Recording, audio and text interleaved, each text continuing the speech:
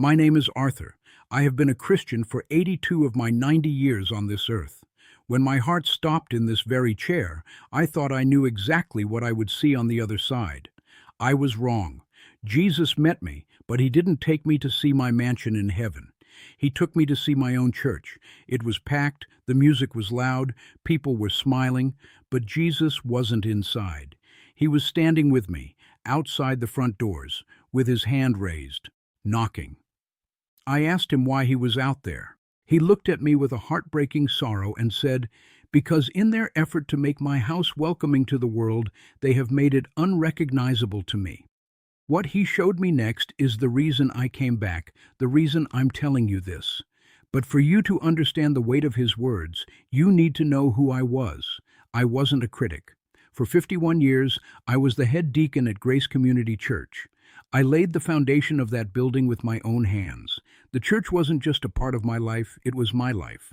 Before I tell you what he showed me, if this message is already stirring something in your spirit, I need you to subscribe to this channel and turn on all notifications so you don't miss what's coming. And please, like this video so others can find it. I have a question for you, and I need you to be honest in the comments. When you were in church last Sunday, did you truly feel his presence or just the energy of the crowd?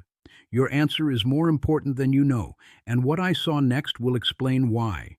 To understand why Jesus' words utterly shattered me, you have to understand the man he was speaking to. For 51 years, I served as the head deacon at Grace Community Church. My Sundays didn't start at the morning service. They started in the quiet dark, long before anyone else arrived. I was the one who unlocked the heavy oak doors, who made sure the heat was working, and who walked the aisles to ensure every hymn book was perfectly aligned. I believed in order, in tradition, and in the steady, unshakable rhythm of a life devoted to the church. It wasn't just a building, it was my entire world. I helped mix the mortar and lay the foundation of that building with my own two hands. I can still smell the wet concrete and fresh-cut wood. I watched my children get baptized in that sanctuary, and years later, I said my final goodbye to my wife, Eleanor, from that very altar. Every stained glass window held a memory, a piece of my soul. I defended our pastor without question, and I cherished our traditions because they felt solid and permanent. I was a good, faithful man who followed all the rules. And that's precisely why what Jesus showed me broke me completely. The day it all happened was an ordinary Tuesday afternoon. I was sitting right here in this old leather armchair that Eleanor always hated. The sun was streaming through the window, and I had my large print Bible open on my lap to the Psalms, the words of familiar comfort. At 90 years old, I felt a quiet sense of peace, a feeling that I had lived my life according to the book. There was no premonition, no sense of dread. I was just an old man, enjoying the sun, completely unaware that I was only moments away from drawing my last breath on this earth. It started with a sudden crushing weight in my chest, as if an elephant had decided to sit right on top of me. It wasn't a sharp, stabbing pain, but an immense final pressure that stole the air from my lungs. My breath caught. The holy words of the Psalms on the page blurred into meaningless shapes. I remember having a single clear thought that cut through the fog. So this is it. I tried to call out for my daughter, Sarah, who was in the next room, but no sound came out.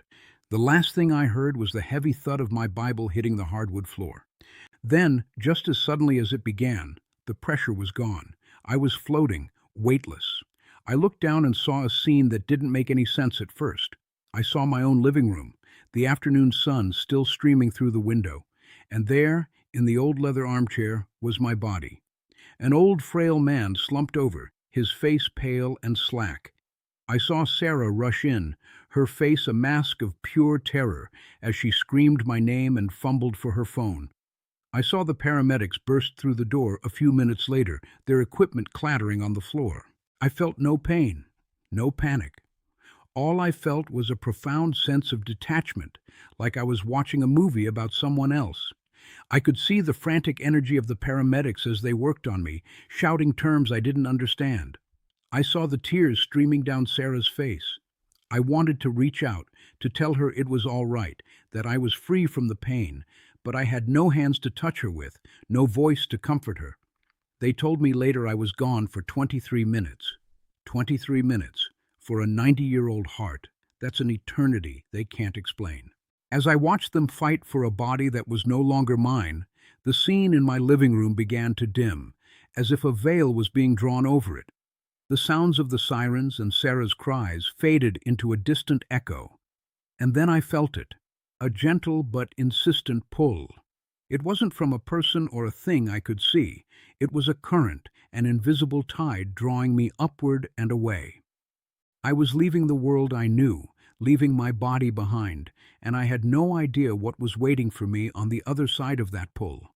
The pull intensified, and the world I knew dissolved completely. It wasn't a cold, empty darkness, but a warm, velvety quiet.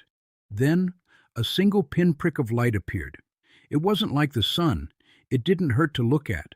This light was alive, golden, and it felt like coming home after a long, cold winter. As it grew, it washed over me, and I felt decades of aches, grief, and fear just melt away. For a brief moment, I saw familiar faces smiling in the light. My Eleanor, my parents, not speaking, just welcoming. I wasn't moving toward the light. I was being drawn into it. I found myself standing in a place that had no walls, no ceiling, no floor, yet it felt more solid than anything on earth. The light was everywhere, coming from everything, as if the very air itself was made of pure, soft sunlight. There was no wind, but a sense of life hummed all around me, like the feeling you get in a forest just before dawn. I knew instantly I wasn't in a hospital, and I wasn't dreaming. This place was more real than my own living room. It was a place where peace wasn't just a feeling, it was the substance of reality itself. And then, he was there. This wasn't the pale, blue-eyed Jesus from the paintings in my church. His skin was the color of burnished bronze, like a man who had spent his life under a desert sun. His eyes were dark, and they held both a fire of absolute holiness and a sorrow so deep it felt ancient. He wore a simple, seamless robe. He just looked at me, and I couldn't stand. My legs buckled. I tried to speak, to say his name, but no sound came out. I just started weeping, tears of a lifetime pouring out of me without my control. He didn't move, but his voice filled the space around me, and it was a sound that was both thunder and a whisper. "Arthur," he said. My name, spoken by him, wasn't a question or a greeting. It was a declaration of who I was. All my pride in my 51 years of service, my perfect attendance, my titles, it all turned to dust. I was just a child before my Creator. He reached out, not to help me up, but to steady my soul. "There is much I need to show you," he said, "and you are going back. But first, you must see what I see." His words hung in that holy space, and the world of light around me dissolved. Suddenly, I was standing not in heaven, but outside my own church, Grace Community. I saw the beautiful stained glass we had all fundraised for, the perfectly manicured lawn I had personally tended to for decades. But then Jesus shifted my perspective, and I saw what he saw. The building became transparent. The worship leader was on stage, singing with incredible skill, his eyes closed in feigned passion. But his words, they weren't rising to heaven. They were hitting a ceiling made of brass, just a few feet above his head, and falling back down as useless noise. I saw the congregation, a sea of familiar faces, my friends, my neighbors. They were clapping, some even had their hands raised, but their hearts were 1,000 miles away. I could almost see their thoughts, worries about bills, plans for lunch after the service, the score of the football game. It was a room full of bodies, but their spirits were asleep. Jesus' voice, full of a sorrow that pierced my soul, whispered beside me, "They honor me with their lips, but their hearts are far from me." This is the performance of worship, not the presence of God. I hate their festivals. The noise of their songs is a stench to me. I have to stop for a moment. Does this sound familiar to you? Have you ever sat in a beautiful service, surrounded by music and people, yet felt a deep, unshakable emptiness? A feeling that you're just going through the motions. If you've ever felt that, please just type "I feel it too" in the comments below, so I know I'm not alone. And if this message is weighing on your spirit, please like this video so that others who feel the same way can find it. You need to know that what you're feeling is real, and he sees it. Then the vision shifted again. He showed me a television screen, and on it was a famous preacher I recognized, a man with a bright smile and $1,000 suit. He was promising financial breakthroughs and divine favor to anyone who would sow a seed of faith. But Jesus didn't let me see the preacher. He showed me the transaction from his perspective. The vision zoomed in on a young single mother in a rundown apartment, her children asleep in the next room. With trembling hands, she typed her credit card number into her phone, giving away her grocery money, desperate to buy a miracle. A wave of pure grief, not mine, but his, washed over me. It was so intense it almost knocked me over. "This is a spiritual poison," Jesus said, his voice filled with a holy anger. "They have taken the gospel of the cross, which calls for sacrifice, and they have turned it into a gospel of comfort, which demands only consumption. They are merchandising my grace and inoculating my people against the true cost of following me." But this was just the beginning. What Jesus showed me after this was what made me fall to my knees for the second time.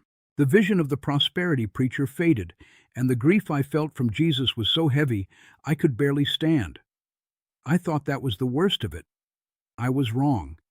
The scene changed, and suddenly I was looking at a pastor I deeply admired, a man with a massive online following and books that lined my own shelves. I saw him on a giant screen, speaking with such power and charisma. The crowd was hanging on his every word. But then Jesus gently turned my head, pointing to the back of the massive auditorium, to a place where the lights didn't quite reach. There, in the last row, sat a young couple. I could see their hearts. Their marriage was a wreck, hanging by a thread. A few rows ahead of them was an elderly widow, so consumed by a loneliness so deep it was like a physical shroud around her. They were invisible to the man on the stage, lost in the shadows of his spotlight. Jesus' voice was a low whisper, full of a divine ache. "He is so busy building his platform," he said, "that he has forgotten to care for my sheep. They build their own kingdoms in my name, and the broken are trampled underfoot." The weight of his words crushed me. I thought of all the years I spent focused on the building, the budget, the programs. How many broken people had I walked past in the pews of my own church? I couldn't bear it anymore. I turned to Jesus, my voice finally breaking. "Lord, what is the answer? What are we supposed to do?" I expected him to give me a 5-point plan, a new church model. Instead, he showed me an earthquake. The ground beneath the megachurch began to tremble violently. I saw magnificent buildings crack and groan under the strain. Then the vision shifted, and I saw the steeple of my own beloved Grace Community Church, the one I'd helped build, swaying like a blade of grass in a hurricane. I heard the sickening sound of stone grinding against stone, of stained glass, my memories shattering into a million pieces. I cried out, "No! Lord, stop it! This is your house!" I was terrified, convinced I was witnessing the final judgment, the end of the church itself. I shielded my eyes, but he wouldn't let me look away. He needed me to see the truth of what was happening. He put a hand on my shoulder, and a profound calm cut through my terror. "Do not be afraid, Arthur." His voice was not one of anger, but of a surgeon's love. "I am not destroying my church. I am merely shaking everything that can be shaken, so that what cannot be shaken will remain. The institutions built by men, their brands, their egos, they will fall." Through the dust of the collapsing buildings, I saw something new emerge. Small groups of people huddled in homes, sharing bread, their faces filled not with fear, but with light. They were the church. What I saw next broke me completely. I saw this new church, the one without walls, pouring into the streets. They weren't holding conferences. They were holding the hands of the homeless. They weren't building platforms. They were washing the feet of the broken. They were small. They were humble. And they were full of a power I had not felt in my own church in 50 years. I fell to my knees again, weeping uncontrollably. This wasn't judgment. It was a rescue. It was his love in its most fierce and holy form, and it was more beautiful and terrifying than I could have ever imagined. As the vision of the true church faded, Jesus looked at me, and the sorrow in his eyes was replaced by a fire of holy purpose. "Go back, Arthur," he said, his voice resonating not just in my ears, but in my very soul. "Tell them the shaking is coming. Tell them to stop seeking programs and performances, and to start seeking my face. Tell them I am standing at the door." I panicked. "No, Lord, please," I begged. "Let me stay here. I'm 90 years old. I'm tired. Why me?" He placed a hand on my shoulder, the warmth of it both comforting and unyielding. "Because you love the system I am shaking. They will not listen to a critic, but they might listen to a broken-hearted friend." The moment he finished speaking, the world of light vanished. I was slammed back into my body with a jolt so violent it felt like being struck by lightning. The absolute peace I had known was gone, replaced by a searing electric pain that ripped through my chest. The gentle humming of heaven was drowned out by the frantic beeping of machines and the shouts of strangers. I felt the crushing weight of my own 90-year-old body, the cold gel on my skin, the agony of ribs that must have been broken. The return wasn't a gentle awakening. It was a brutal, agonizing eviction from paradise, back into a prison of flesh and pain. My eyes fluttered open. The first thing I saw was the face of a young paramedic, his expression a mixture of exhaustion and triumph. "We got him back," he shouted to someone over his shoulder. "We have a pulse." Then I saw my daughter, Sarah, her face pale and streaked with tears. Relief washed over her features, but it was mixed with a deep, lingering terror. I tried to speak, to tell her where I had been, who I had just spoken with. I wanted to scream his name, but all that came out was a dry, rasping whisper. I had been given the most urgent message in the world, and I was trapped in a body that could barely breathe. A few days later, in the sterile quiet of the hospital room, I finally had the strength to try. I grabbed Sarah's hand, my own trembling with the effort. "Sarah," I whispered, "I saw him. I saw Jesus." She smiled, a sad, gentle smile, and patted my hand. "Dad, you've been through so much," she said, her voice soft and placating. "The doctor said the lack of oxygen can cause very vivid dreams. You just need to rest now." She thought she was comforting me, but her words were the first bricks in a wall I would soon discover was impossibly high. Jesus had given me a mission, and in that moment, I realized no one was going to believe me. My daughter's gentle dismissal was just the beginning. A week later, I sat in my pastor's office, my hands still weak, and I told him everything. I described the light, the sound of Jesus' voice, the vision of the collapsing churches. He listened with a kind, patient smile. When I finished, he patted my arm and said, "Arthur, that's a beautiful story. The mind does incredible things under trauma. The medication, the lack of oxygen, it can create very vivid hallucinations." He offered to pray for my peace of mind. He dismissed me. He dismissed Jesus. And I realized the system was designed to protect itself, even from its master. But it wasn't just human doubt that tried to silence me. Something darker was at work. I tried 3 times to record what I saw on a simple tape recorder for my family. Each time the machine would click and whir, but when I played it back, there was only static, a strange hissing sound that made the hair on my arms stand up.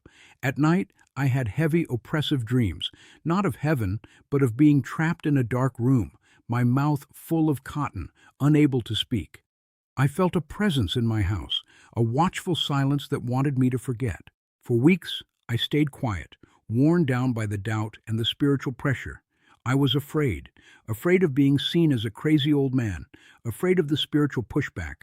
I sat in this very chair, the weight of his message crushing me, and I prayed for it to be taken away. Then I remembered his final words to me, the reason he sent me back. "Because you love the system I am shaking. They will not listen to a critic, but they might listen to a broken-hearted friend." In that moment, I knew my silence was a betrayal. It wasn't just my story, it was his message. That's why I'm here now speaking to you. The resistance I faced, from my own family, from my own pastor, from forces I cannot see, it proved one thing to me beyond any doubt. This message is a threat to the enemy's work. There is a reason it was so heavily guarded. There is a reason I was meant to feel isolated and foolish. because what Jesus revealed to me is a truth so powerful it can set his people free from the comfortable prisons they don't even know they're in. And I will not meet him again with this message still locked inside of me. That's why I am here now, talking to you. I am 90 years old. I don't have time to build a following. I am a messenger delivering a final report. Jesus sent me back for you, for the person who sits in a beautiful sanctuary, surrounded by loud music, yet feels an unshakable emptiness.